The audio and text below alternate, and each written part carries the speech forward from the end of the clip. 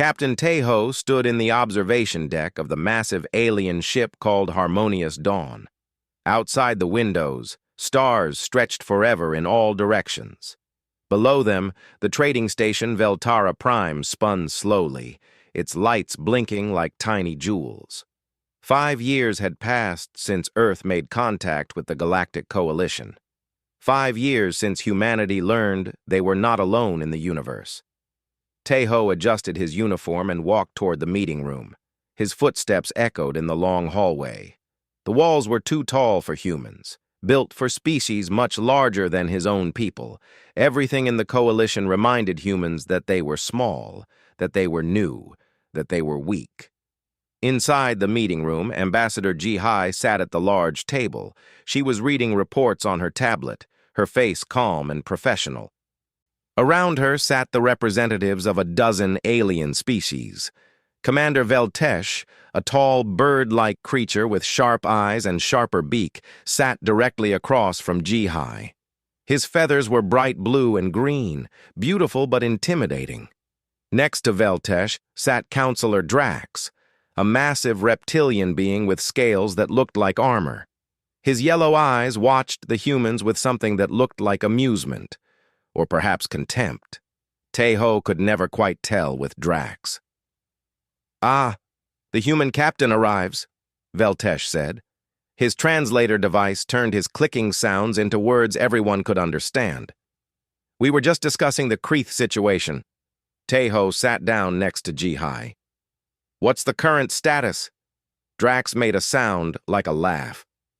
"The Kreeth swarm is moving toward Coalition space. Our military fleets are preparing defensive positions. We will crush them easily, as we always do." "We would like to offer support," HFY said calmly. "Earth has several defense ships in this sector. We can provide backup for your forces." The room fell silent. Then Veltesh began to laugh. It was not a kind sound. Other alien representatives joined in. Even Drax's massive shoulders shook with what might have been laughter. "Support?" Veltesh said. "Human support? What will you do? Throw your soft bodies at the Kreeth. They would tear you apart in seconds." HFY's face did not change. ThemHFY knew that look. She was controlling her anger. "We have military training and experience. Our people have fought wars before." "Yes, yes." Drax waved one massive clawed hand. "We have read your history files.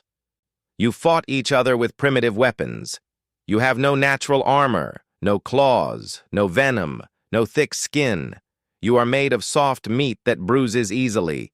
You even damage your own bones when you fight too hard." "We are adapted for our environment," HFY replied. "Your environment made you weak," Veltesh said, his voice sharp.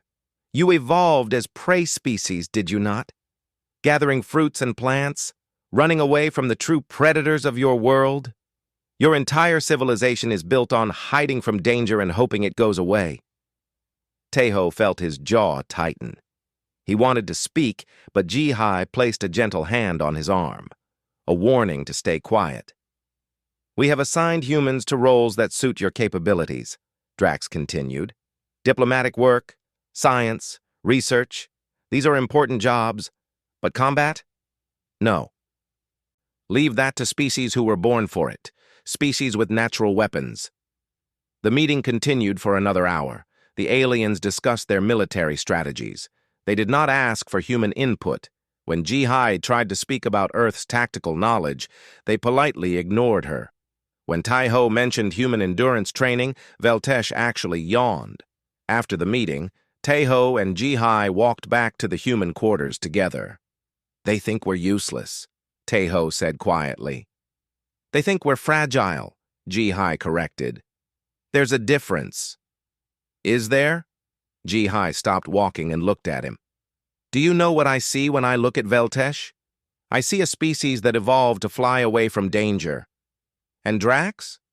His ancestors grew thick armor and sat in one place, hoping predators would give up. Every species in the Coalition survived by having natural weapons or natural defenses. They don't understand us because we're different." "Different how?" We survived by being stubborn, HFY said with a small smile.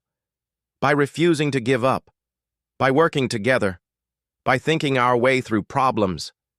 But they'll never understand that until they see it. Later that evening, ThemHFY found Dr. Hyun-sik in the science lab. The xenobiologist was studying samples from various coalition species, comparing their cellular structures. "Hey, Captain," Hyun-sik said without looking up from his microscope. "Did the meeting go as badly as I imagine?" "Worse," ThemHFY said. "They basically told us to stay out of their way when the fighting starts." Hyun-sik finally looked up. He was a young man, only 28, but already one of Earth's leading experts on alien biology. "Let me show you something interesting," he said. He pulled up images on his screen. "This is Veltesh's muscle tissue. See how it's designed for quick bursts of speed? His species can fly incredibly fast, but only for short distances. They tire quickly." He switched images. "This is Drax's species. Massive strength, thick armor, but slow, very slow. And look at their metabolism. They need to rest for hours after any significant exertion." "What's your point?" ThemHFY asked.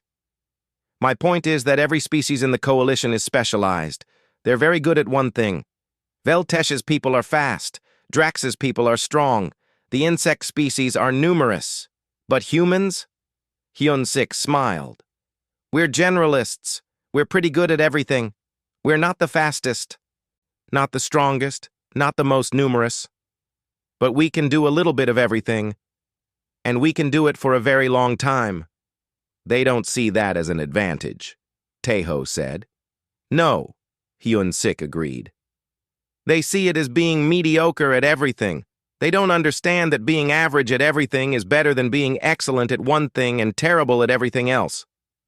A loud alarm suddenly blared through the ship. Red lights began flashing. ThemHFY's communicator buzzed urgently. "All senior staff to the bridge immediately," a voice announced. "We have received a distress signal from Veltara Station." ThemHFY and Hyun-sik ran toward the bridge. When they arrived, the massive view screen showed Veltara Station in the distance. Explosions bloomed across its surface like deadly flowers. Small ships swarmed around it like insects around a light. "The Kreeth bypassed our defensive lines," an officer reported. "They're attacking the station directly. Intelligence failed. They moved faster than we predicted." "How many beings are on that station?" HFY's voice came from behind them. She had arrived at the bridge. Drax's face appeared on a secondary screen. He was in the war room. "Approximately 50,000 beings from various species, including," he paused, checking his data, "200 humans." "We need to evacuate," Veltesh said. His feathers were ruffled in agitation. "Get our important personnel off that station now." "What about everyone else?" ThemHFY asked. "We cannot save everyone," Drax said coldly. "The Kreeth are already inside the station. We save who we can and abandon the rest. It is military logic." "You are going to leave 50,000 people to die?" HFY asked. "We are going to save the few thousand we can reach," Veltesh corrected. "The rest are already dead. They simply do not know it yet." ThemHFY stared at the screen. Somewhere on that station, 200 humans were trapped, along with thousands of aliens who had families, who had lives, who deserved a chance to survive. "Permission to take a rescue team to the station," ThemHFY said. "Denied," Drax replied immediately. "You would die before you even docked. The Kreeth will show no mercy. They are true predators, Captain, not soft mammals playing at war." ThemHFY looked at HFY. She nodded slightly. "With respect, Counselor," ThemHFY said quietly. "You don't know what humans are capable of. You've never seen us fight. You've never had to. And I hope I never do," Veltesh said dismissively. "It would be too painful to watch prey pretending to be predators." On the screen, Veltara Station continued to burn, and ThemHFY made a decision that would change how the galaxy saw humanity forever. Lieutenant Da-Yun crouched behind an overturned cargo container as another explosion shook the station. Metal screamed and twisted, the lights flickered, then switched to emergency red. Somewhere in the distance, she could hear screaming. Not human screaming. The aliens made different sounds when they were afraid. She checked her weapon. Standard Coalition energy pistol. Designed for security work, not warfare. She had 12 shots left. Around her, 42 other humans hid in the cargo bay. Most of them were civilians. Engineers, teachers, traders, families. People who came to Veltara Station for peace, not war. "How many Kreeth?" asked Sungmin. He was an engineer, a family man with 2 kids back on Earth. Right now, he was holding a piece of broken pipe like a club. "Scanners show at least 30 in our sector," Da-Un replied. "Maybe more. The sensors are damaged." A teenage girl crawled over to them. Heywan was only 16 years old. Her family ran a small restaurant on the station. "I can fit in the ventilation system," she said. "I can scout for us." "Too dangerous," Da-Un said. "More dangerous to sit here blind," Heywan replied. The girl was scared. Da-Un could see it in her eyes, but she was not panicking. Good. Down the corridor, they heard a new sound. Clicking, scratching. The sound of something with too many legs moving across metal. The Kreeth were getting closer. Da-Yun's communicator crackled. A voice came through, speaking an alien language she did not recognize. Then the translation kicked in. It was Commander Veltesh. "All Coalition personnel, fall back to evacuation points. Abandon sectors 7 through 15. We cannot hold them. Repeat, abandon those sectors."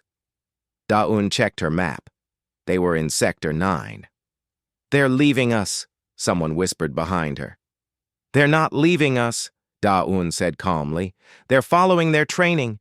Preserve valuable personnel. Fall back. Regroup. It's standard military doctrine." "So what do we do?" Sungmin asked. Da-Un looked at the 42 humans around her. Office workers, engineers, 1 teacher, 3 teenagers, a doctor who specialized in alien medicine, a musician, regular people who wanted nothing to do with war. But they were human, and humans did not abandon their own. "We don't fall back," Da-Un said. "We hold this position. We protect each other, and we make the Kreeth regret coming here." "With what?" someone asked. "We have maybe 20 weapons between all of us. The Kreeth are armored. They're 8 feet tall. They have cutting arms that can slice through metal." "We have something better than armor," Da-Un said. "We have brains, and we're very good at killing things that are bigger than us. Our ancestors did it with sticks and stones. We can do it with whatever we have here." Sungmin stood up. "The maintenance bay has welding equipment, high-temperature torches, industrial cutting tools, hydraulic presses. The chemical storage has cleaning supplies," the doctor, Minji, added. "Some of those chemicals are extremely caustic. Dangerous to handle, but effective." "I know how to work the gravity plates in this section," another engineer said.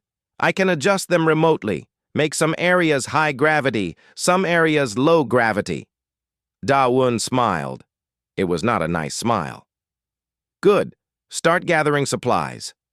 Sungmin, you're in charge of weapons. Make anything you can. Minji, set up a medical station in the back room. Everyone else, start moving containers. I want choke points. I want kill zones. I want traps." "What are you going to do?" Heywan asked. "I'm going to scout the Kreeth positions," Da-Un said. She looked at the teenage girl. "And you're coming with me. You said you can fit in the vents. Let's use that." 20 minutes later, Da-Un and Heywan crawled through the tight ventilation system. The air was hot and smelled like burning plastic. Below them, through the metal grates, they could see the corridor. The Kreeth moved in groups of 3. Each one was massive, their bodies covered in a dark exoskeleton that looked like armor. They had 4 legs and 2 large arms that ended in blade-like appendages. Their heads were small, mostly mandibles and compound eyes. "They're using scent to track," Haywan whispered. "Look, they keep touching the ground with their mouth parts." Da-Un watched carefully. The girl was right. The Kreeth were following scent trails, probably tracking the aliens who had fled earlier. "Can we use that?" Haywan asked. "Yes," Da-Un said. An idea was forming in her mind. "Yes, we can." They crawled back to the cargo bay. The other humans had been busy. The open space was now a maze of containers, barrels, and equipment. Narrow passages led between them. Dead ends appeared where there should be paths. In the center, they had left an open area. Perfect bait. Sungmin showed Da-Un what he had created. A welding torch modified to shoot a stream of flame. A hydraulic tool that could crush metal, now mounted on a pole like an ancient warhammer. Containers filled with caustic chemicals, rigged to spray when triggered. "We're not soldiers," Sungmin said quietly. "Most of us have never hurt anyone in our lives." "I know," Da-Un replied, "but we're human. And when humans need to survive, we remember what we are, what we've always been." "What's that?" "The species that won," Da-Un said simply. They heard the clicking again. Closer now. The Kreeth had found them. Da-Un activated her communicator. She switched to the human-only channel. When she spoke, her voice was different, colder, flatter. All the warmth was gone. "All human units, this is Lieutenant Da-Un. We have hostile contacts approaching. Execute hunter protocols. No prisoners, no mercy. Protect the herd." Around the cargo bay, humans moved into position. They were silent now, focused. Minji, who had been a doctor just an hour ago, held a modified cutting tool. Sungmin gripped his improvised hammer. Even young Haywan had a task, ready to trigger the gravity plates at Da-Un's signal. The first Kreeth entered the cargo bay. It paused, mandibles clicking as it scanned the area. It saw the open space in the center. It saw what looked like an easy path forward. It did not see the humans hiding in the shadows. It did not see the traps. It did not understand that it was not hunting anymore. It was being hunted. Da-Un waited. Patience was a human skill. Humans could wait for hours, days, weeks for the right moment. Her ancestors had followed prey across entire continents, walking until the animal collapsed from exhaustion. She could wait 3 more seconds. 2 Kreeth entered, then a third. "Now," Da-Un whispered. Haywan triggered the gravity plates. The section of floor under the Kreeth suddenly became high gravity. The creatures stumbled, their legs buckling under the increased weight. In that moment of confusion, Sungmin stepped out and swung his hydraulic hammer. It connected with a Kreeth's leg joint. The exoskeleton cracked. The Kreeth made a shrieking sound. The other humans appeared from hiding. The welding torch shot flame. The caustic chemicals sprayed. Da-Un fired her energy pistol at the weak points Haywan had identified, the joints where the armor was thinner. The fight lasted 40 seconds. When it was over, 3 Kreeth lay dead or dying on the cargo bay floor. Not one human had been seriously injured. 42 humans stood in the red emergency lighting, breathing hard. Some were shaking, some were crying, but they were all alive. "It worked," someone said, sounding shocked. "Of course it worked," Da-Un replied. She reloaded her pistol. "Humans are very good at killing things. We just usually choose not to." Far above them, on the harmonious dawn, the coalition officers watched their scanners in confusion. The human life signs were not fleeing. They were not dying. They were holding position. And the Kreeth signals around them were disappearing one by one. "What are the humans doing?" Veltesh asked. No one had an answer. Da-Un looked at her people. Regular humans who had become hunters because they had to, because that was what humans did. They adapted. They survived. They protected their own. "Set up for the next wave," she ordered. They'll send more. And we'll be ready. Sungmin was already modifying more tools. Minji was checking everyone for injuries. Hei-wan was mapping the ventilation system for more scouting routes. The humans were not panicking. They were not running. They were calculating, planning, preparing. And somewhere in their genes, something very old remembered what it was like to be Earth's apex predator. Captain Tae-ho stood in the airlock of the rescue ship, watching Veltara Station grow larger in the viewport. 14 hours had passed since the Kreeth attack began. 14 hours since the coalition forces had abandoned the lower sectors. 14 hours since anyone had heard from most of the humans on the station. "Captain, we're picking up strange readings from Sector 9, the pilot said. She was human, too, a woman named Bo Ra from the Seoul colony. "The Kreeth signals are decreasing." "Decreasing how?" Tae-ho asked. "Like they're dying," Bo Ra replied. "But we're not reading any coalition military activity in that area." Tae-ho felt something cold settle in his stomach. Not fear. Recognition. He knew what was happening in Sector 9. He had seen it before, during the water riots on Mars, during the food shortage on Titan. Humans could be peaceful for years, decades, centuries. But when they needed to survive, something old woke up inside them. "Get us to that sector," Tae-ho ordered.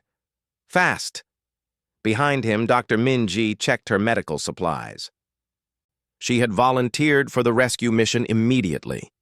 Most people knew her as a kind doctor who treated alien patients with gentle care. What they did not know was that she had served in Earth's Defense Force for 8 years before becoming a doctor. She knew how to set bones. She also knew how to break them. The ship shuddered as it docked with the damaged station. The airlock hissed open. Tae-ho and his team of 12 humans moved quickly through the corridors. They passed bodies, aliens who had not made it to the evacuation points. Some Kreeth corpses, too, killed by coalition security before they retreated. Then they started seeing something strange. Kreeth bodies in groups, killed by precise strikes to their weak points, killed by weapons that were not standard coalition issue, killed by traps.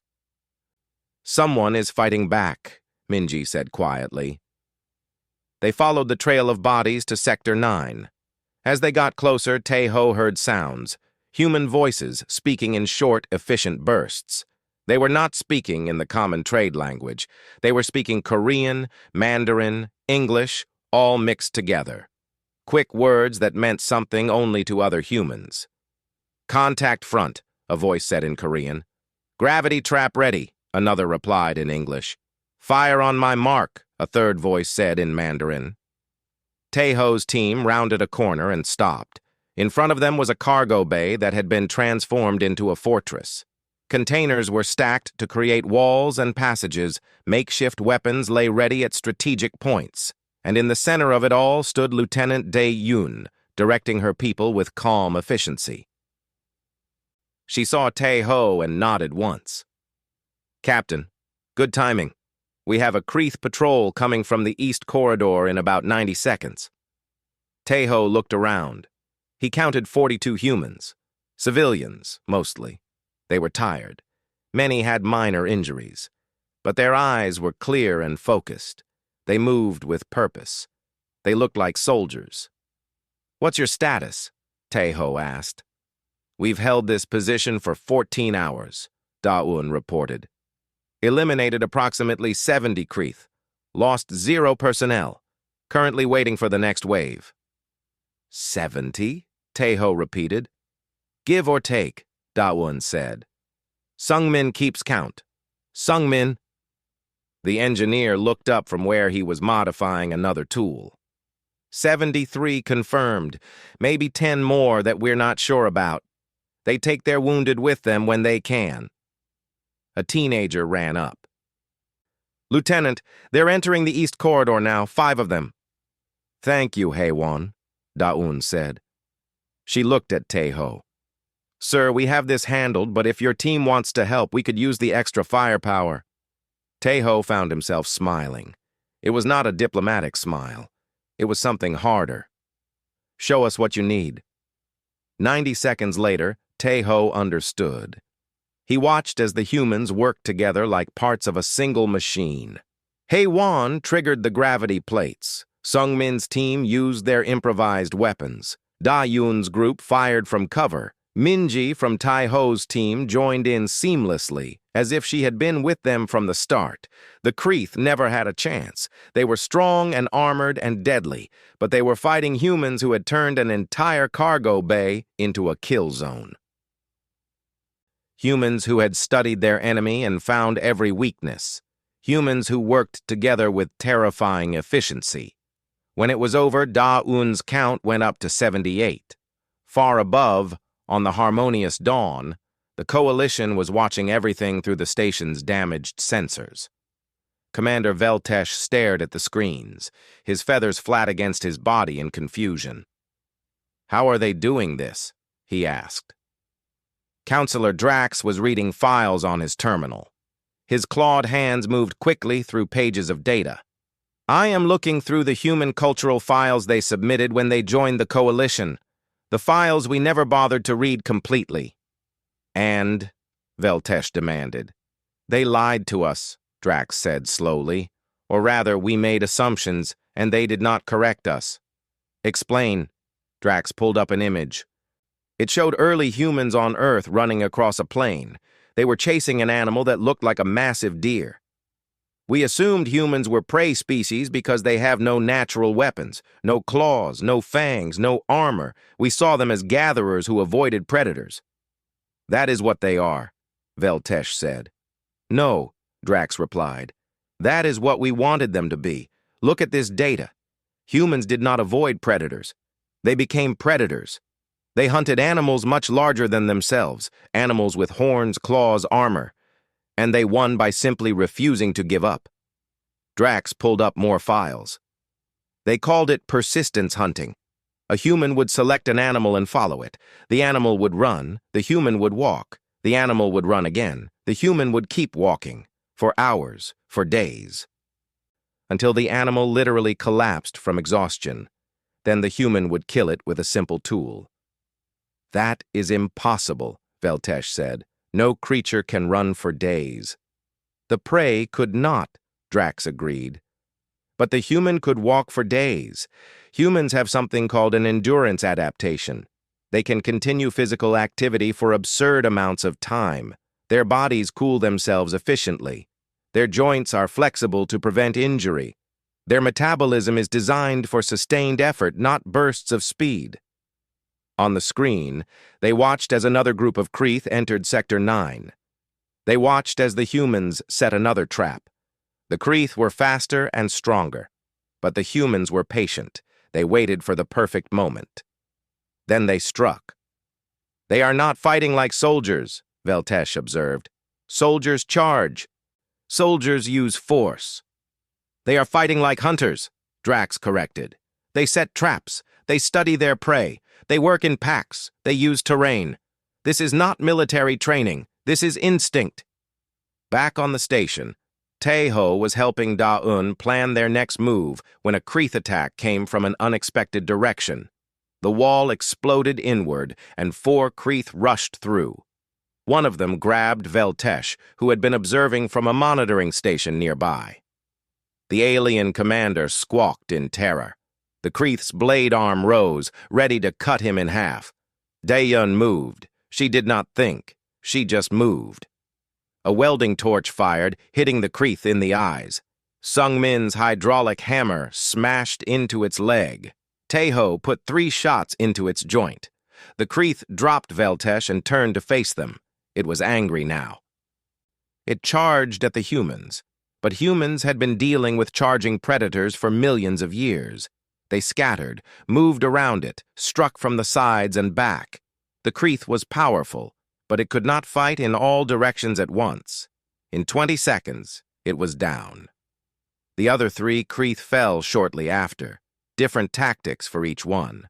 The humans adapted their strategy based on how each Kreeth moved, where each one was positioned. They learned and adjusted in real time. Veltesh stood slowly, his feathers trembling. He looked at Daun, at Taiho, at all the humans around him. He had commanded military forces for 30 years. He had studied warfare and tactics, but he had never seen anything like this. "What are you?" he asked quietly. Taiho helped him to his feet. When he spoke, his voice was different. The diplomatic warmth was gone. What remained was something colder, older. "We are humans," Taiho said. "We evolved on a planet full of creatures that wanted to kill us, creatures with claws and fangs and venom and armor. We had none of those things. So we learned to think, to plan, to work together, to never give up. We chased our prey until it died of exhaustion. We studied predators until we knew their every weakness. We turned hunting into a science and then into an art." He paused, making sure Veltesh understood. "You asked what we are. We are the species that survived by being better hunters than anything else on our planet. We domesticated wolves, the apex predators of our world, and turned them into pets. We survived ice ages and droughts and disasters. We climbed to the top of our food chain using nothing but our minds and our refusal to quit."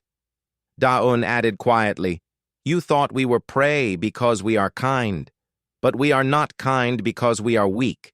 We are kind because we choose to be, because we know what we are capable of when we choose otherwise." Veltesh looked around the cargo bay, at the traps, at the improvised weapons, at the precise planning, at the 42 humans who had killed 78 Kreeth without losing a single person. "I was wrong about your species," he said finally. "We were all wrong." "Yes," Taiho agreed.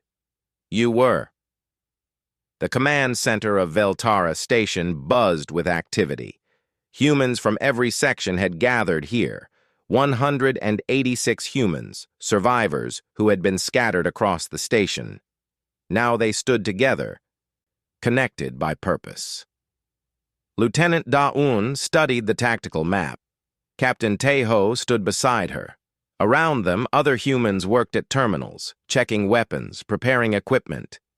They moved efficiently, speaking in quick bursts that mixed multiple Earth languages. The translators could not keep up. "Status report," Taiho said. "We control sectors 7 through 12. Daun replied. "Casualties are minimal.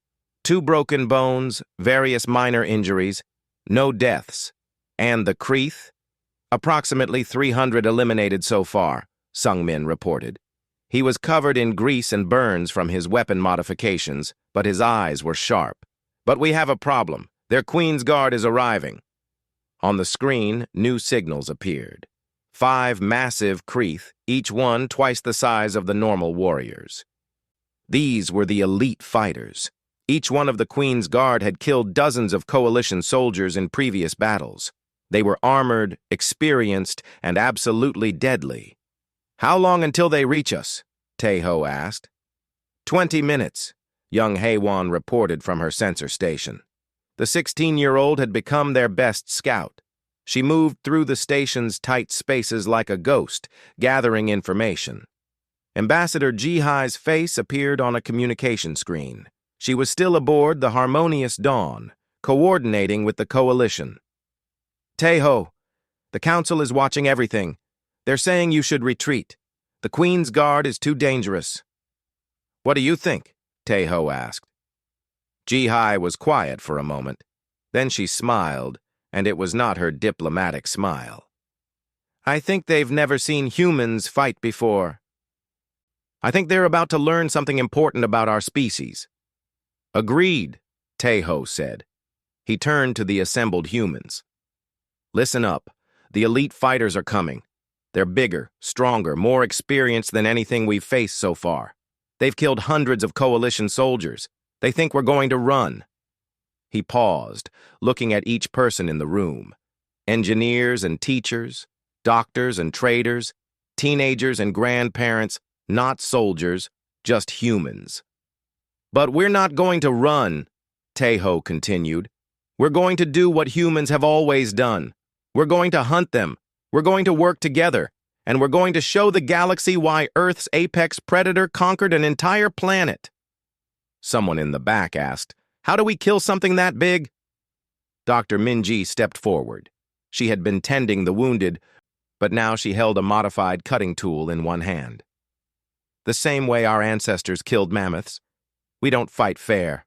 We don't fight honorably. We fight smart. We wear them down. We make them chase us. We tire them out. Then we kill them.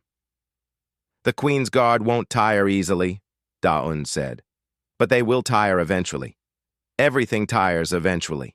Except humans. We're designed for endurance. Our bodies can keep going long after theirs give up. On the harmonious dawn, the coalition commanders watched in disbelief. Counselor Drax had pulled up more files on human biology and history. What he was reading made his scales stand on end. Look at this, he said to Veltesh. Human long-distance running records. They can run for over 100 kilometers without stopping. Their bodies cool through sweating. An incredibly efficient system. Their breathing is independent of their stride. They can maintain steady output for hours. So they can run, Veltesh said. That just means they are good at fleeing. No, Drax said slowly. It means they are good at pursuit, and it explains their hunting strategy. They do not need to be faster than their prey. They just need to be more relentless. On the station, the humans prepared. They set up multiple fallback positions. Each corridor became a calculated trap. Each room, a potential battlefield designed to tire out the larger enemy. Sungmin had created new weapons, heavier ones for the guard. Chemical sprays that would attack the joints in their armor. Explosives made from station fuel cells. Nothing was off limits. The first of the Queen's Guard arrived. It was massive, easily 10 feet tall. Its armor was thicker, darker. Its blade arms were longer and sharper. It saw the humans and made a sound like a roar. Execute Plan Alpha, Taeho said calmly. The humans scattered. They did not run in panic. They moved to predetermined positions. The guard charged after the nearest group. But the corridor was narrow, and the humans knew every centimeter of it. Gravity plates activated. Chemical sprays fired. The guard stumbled, but did not fall. It was too strong, too experienced. It adapted quickly and kept coming. Good, Da-un said into her communicator. It's following. Lead it to Section B. The humans ran. Not in fear, in purpose. The guard chased them, getting angrier with each step. It did not realize it was being led into a marathon it could not win. For the next hour, the humans ran. They rotated positions. When one group got tired, fresh humans took over. The guard never got to rest. Every time it thought it had them cornered, they slipped away. Every time it charged, they scattered and regrouped somewhere else. Its movements became slower. Its breathing became labored. The massive armor that protected it also made it heavy, made it drain energy with every step. Now, Taeho said. The humans stopped running. They turned and attacked, all at once, from every direction. The exhausted guard tried to fight back, but it was too tired. Its reflexes were too slow. Sungmin's heavy weapons struck its joints. Da-un's team targeted the weak points. Minji used a chemical spray on its sensory organs. The first of the Queen's Guard fell.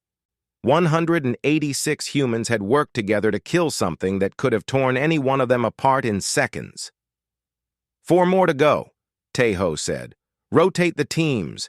Get some rest if you can. We're going to do this 4 more times. And they did. Each battle was a marathon. Each battle showed the coalition something they had never imagined. Humans fighting not with strength, but with strategy. Not with armor, but with adaptability. Not with speed, but with unbreakable endurance. The second guard fell after a 2-hour chase. The third took 90 minutes. The fourth and fifth tried to work together, but the humans simply divided into 2 groups and ran them separately until they could barely stand. When the last guard fell, 186 humans stood among the bodies. They were covered in wounds, exhausted, shaking from adrenaline crash, but they were standing, still ready to fight if they needed to. On the harmonious dawn, every coalition species watched in stunned silence. They had seen something impossible, something that defied their understanding of how combat worked. Veltesh finally spoke. They killed the Queen's Guard, all 5 of them, with improvised weapons and civilian personnel.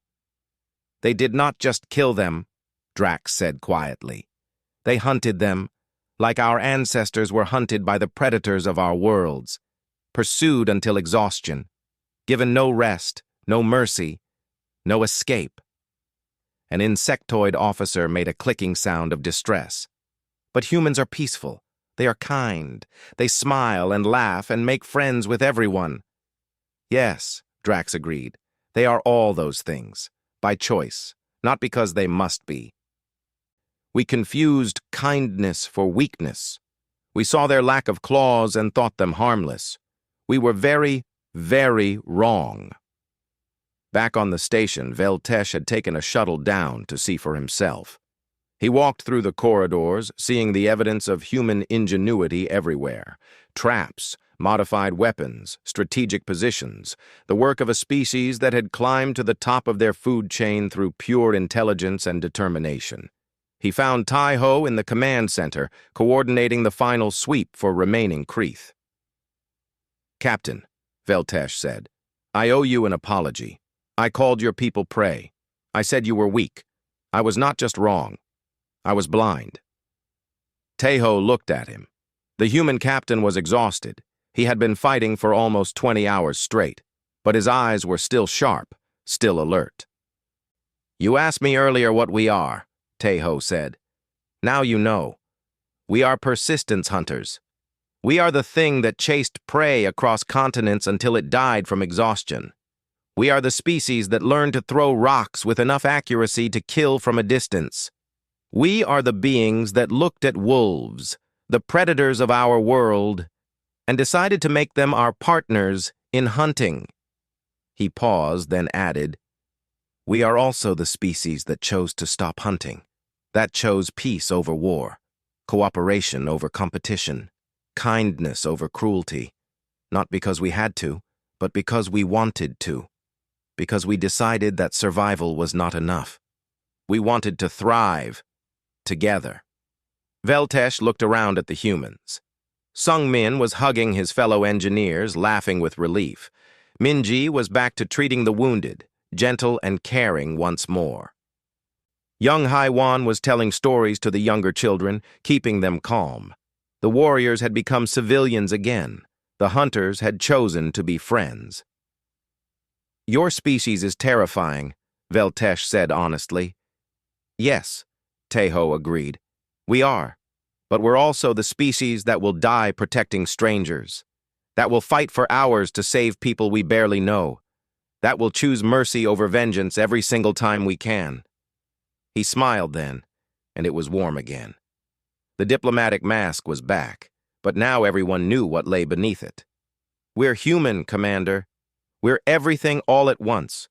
Predator and protector, hunter and helper, warriors and peacekeepers, and we choose every day which one we want to be." 3 days after the battle, Veltara Station was quiet. The Kreeth had been driven back. The damaged sections were being repaired, and the Galactic Coalition Council had called an emergency session. Captain Tai-Ho stood before the council chambers. The massive room was filled with representatives from dozens of species. Every eye was on him. Some looked at him with respect, others with fear, a few with something that might have been shame. Ambassador Ji-Hai sat beside him. She wore her diplomatic robes, but she carried herself differently now.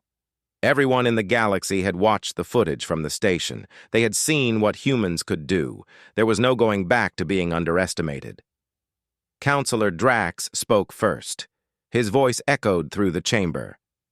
"Captain Tai-Ho, the Council has reviewed the events at Veltara Station. The official casualty report is..." Unusual. He pulled up the numbers for everyone to see.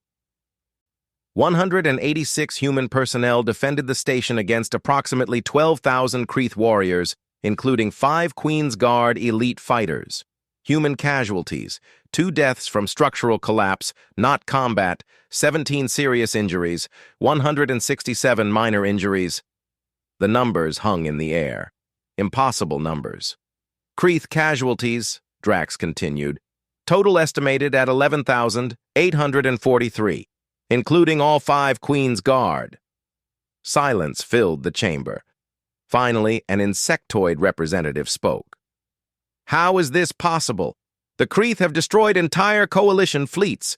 How did untrained civilians kill them by the thousands? Lieutenant Da Yun stepped forward. She had been invited to speak as well. She looked tired but stood straight. With respect, Counselor, we were not untrained.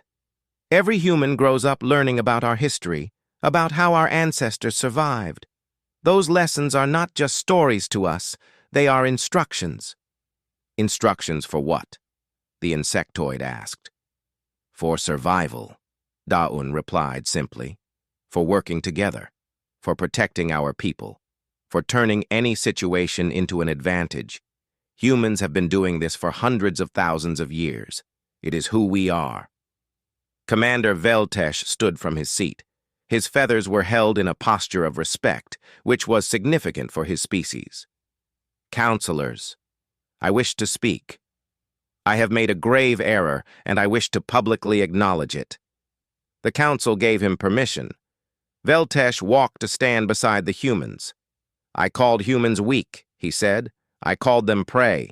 I dismissed their offer to help defend the station. I believed that species without natural weapons were inferior in combat. I was catastrophically wrong. He turned to look at Tai Ho and Da Yun. I watched these humans fight. I watched them turn cargo bays into fortresses. I watched them modify simple tools into weapons. I watched them coordinate attacks using multiple languages that even our translators struggled to follow. Most importantly, I watched them never give up, never retreat, never abandon their people or ours. Veltesh faced the council again. Humans are not warriors by nature. They are warriors by choice. And that makes them more dangerous than any species that is simply born with claws or armor. Because they choose when to fight. They choose how to fight. And they choose to win. An avian counselor spoke up. But surely this was an isolated incident. A fortunate outcome under unusual circumstances. Ji-Hai stood. Her voice was calm but firm. No, counselor. This was humans being humans. If you study our history, really study it, you will find we have been doing this since before we had writing. We hunted animals that were bigger, stronger, faster than us. We did it with stone tools, then bronze, then iron. Then we stopped hunting animals and started building civilizations. She pulled up images from Earth's history. We survived ice ages that killed countless species. We crossed oceans in wooden boats. We climbed the highest mountains just to see if we could. We split the atom. We visited our moon. We spread across our solar system, not because we were strong, but because we refused to quit. Another counselor, a large armored species, spoke skeptically. You are painting your species as perfect warriors, but you also fight among yourselves. You have had terrible wars on your own planet. Yes, Teho said quietly. We have. And do you know why those wars were so terrible? Because we are very good at fighting. We are so good at it that we scared ourselves. We created weapons that could destroy our entire world. And then we chose not to use them. We chose to talk instead, to negotiate, to find peace. He paused, making sure every counselor heard his next words. We are not perfect. We are not peaceful by nature. We are peaceful by choice. Every single day, billions of humans wake up and choose kindness over violence, cooperation over conflict, peace over war, not because we cannot fight, but because we choose not to, Dr. Hyun-sik added from his seat. From a biological standpoint, Humans are extraordinary. We are not the fastest or the strongest, but we are the most adaptable. We can eat almost anything. We can survive in almost any environment. We can learn almost any skill. And most importantly, we can work together better than any other species we have encountered. The council chamber was quiet. Every representative was thinking about what this meant, about what it meant to have humans in the coalition, species that could be gentle diplomats one moment and unstoppable hunters the next. Drax spoke again. The council wishes to offer humanity several positions in our military command structure. We recognize now that your tactical knowledge and adaptability would be valuable assets. HFY and ThemHFY exchanged glances. Then HFY spoke. We appreciate the offer, Counselor, but we must decline most of it. We do not wish to become your military. We wish to remain your friends, your partners, your allies in peace. Most of it? Drax asked. We will provide advisors, ThemHFY said. We will share our knowledge of tactics and strategy. We will help train coalition forces in unconventional warfare and survival techniques, but we will not become your weapon. We have spent too long learning to be peacemakers to abandon that now. Veltesh stepped forward again. If I may suggest, counselors, perhaps we do not need humans to be our warriors. Perhaps we need to learn from them, to understand that strength comes in many forms, that kindness is not weakness, that choosing peace is not the same as being unable to fight. The council discussed among themselves for several minutes. Finally, they reached an agreement. Humanity would be given full membership in the coalition, not junior status. They would have representation in all decisions. They would be respected as equals, but more importantly, the galaxy would remember what happened at Veltara Station. Later that evening, ThemHFY walked through the repaired sections of the station. He found Sungmin with his family. The engineer had finally been able to contact his children on Earth. They were talking excitedly through the video link, asking their father if he was a hero.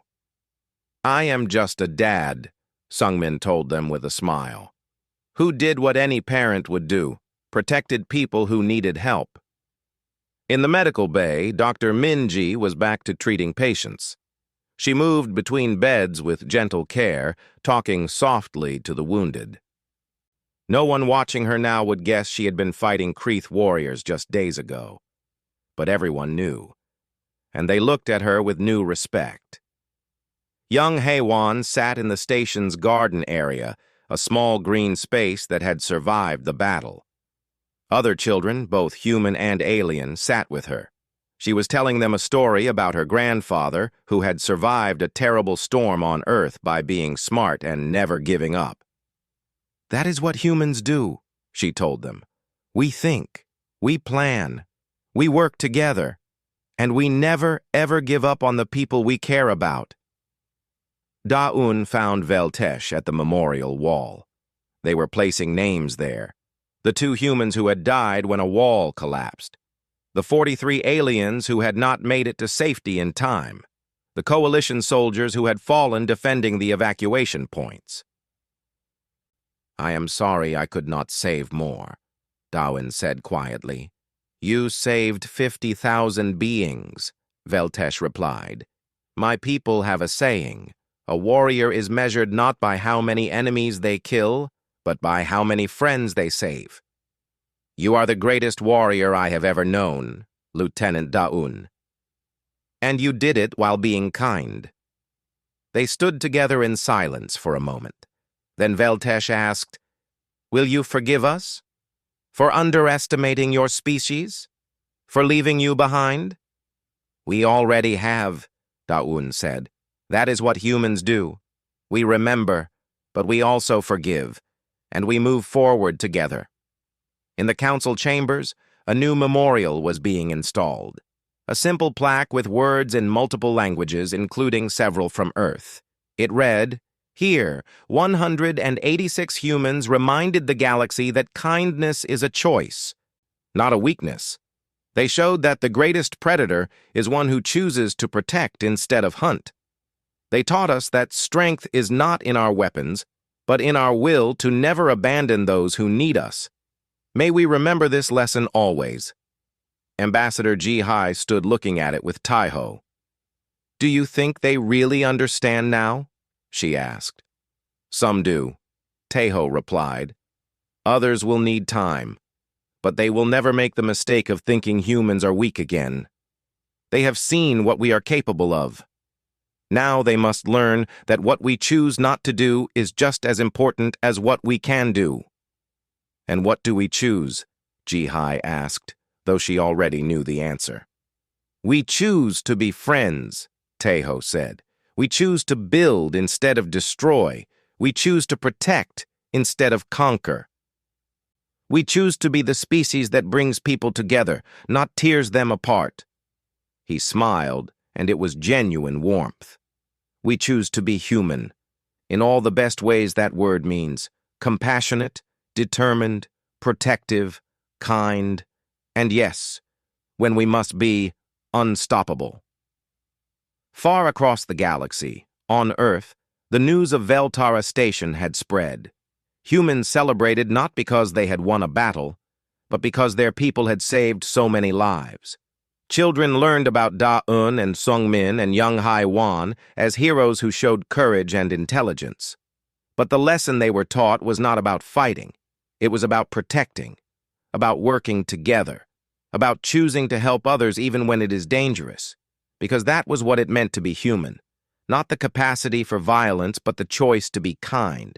Not the ability to fight, but the decision to protect.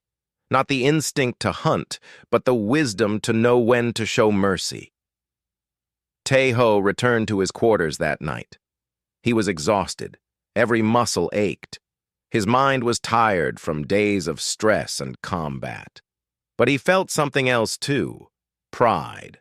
Not in the fighting, but in what they had chosen to do with their capabilities. He opened a message from Earth. It was from the human government. They were asking what new policies the coalition might want to implement regarding human military capabilities. Taiho wrote back, "Tell them we are not interested in becoming warriors. We are interested in remaining human. That means choosing peace whenever possible, fighting only when necessary, and always, always protecting those who cannot protect themselves." He sent the message and looked out his window at the stars. Somewhere out there, the galaxy was learning a new lesson. That the most dangerous species was not the one with the biggest claws or the strongest armor. It was the one that could be both predator and protector. The one that chose which to be. The one that never gave up on the people they loved, the humans, who had shown the galaxy their predator mode unleashed, and then had chosen to put it away again, returning to kindness and compassion. Because that was the real power of humanity, not the ability to fight, but the wisdom to know when not to.